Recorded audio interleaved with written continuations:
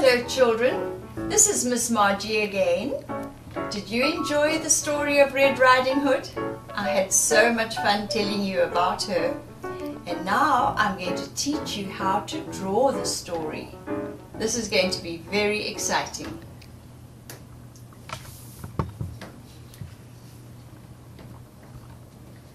First of all, you get a page of clear white paper. And you ask your mummy to make it into a square. She must cut off this part so that the breadth and the length of the paper are exactly the same size. And that will make a perfect square. I know that at school you've learnt about a square, so now we've got a square of paper. Your mom can do this part for you.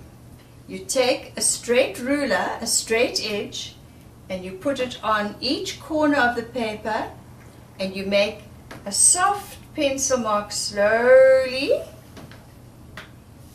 and then you take it on the other side from corner to corner, and you make a soft pencil mark very slowly.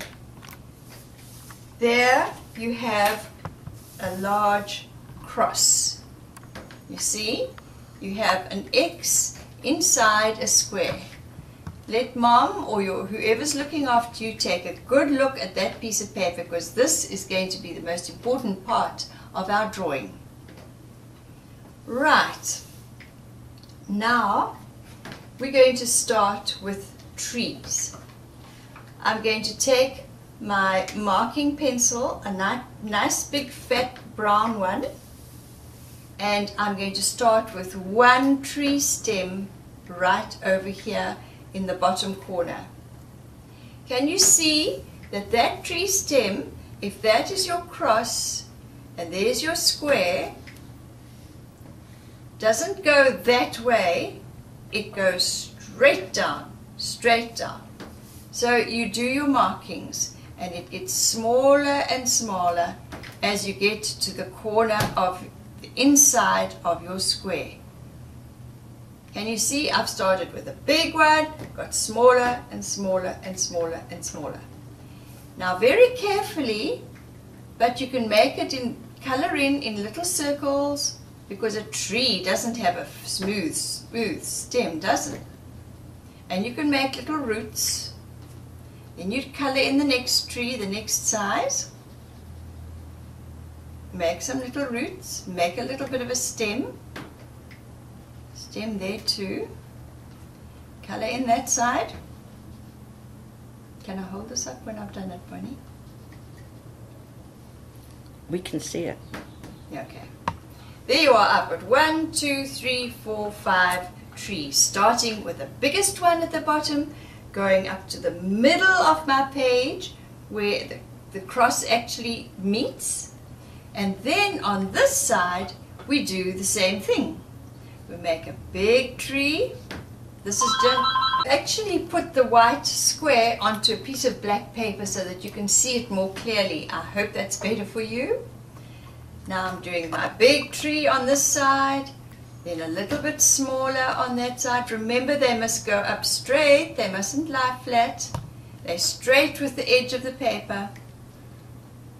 And they're all different shapes because that's how trees are.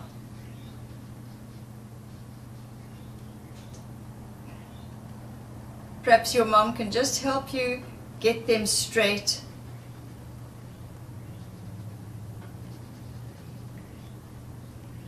Then this one, of course, is getting smaller and thinner, and that one is very tiny. Now I'm going to turn this round so you can see how the stems of the trees look. You see, from the biggest one down there, we make that one a bit straighter. They are getting from large to small, right? Now we're going to put the foliage, that's the leaves on the tree. So again, we start with a big tree, but we're not going to do all the leaves like you would. We're just going to make lovely curly bushy trees because it's a forest and they're all growing up together. So we make a lovely curly foresty tree, and this is nearly touching the top line. We must remember that the next one has got to be shorter than that one. There's that tree. And this one must be even shorter than that one. And it's getting smaller and smaller and smaller until we do the tiny little tree there. Then we start on this side and we do a lovely big bushy tree. He's right up against the side, so he hasn't got into the picture properly. Then the next one is a bit shorter than that one. This one's a fat tree, but it's shorter because it's going away from us. Everything that goes away from us in the picture gets smaller and smaller and smaller. So there we have our little avenue of trees.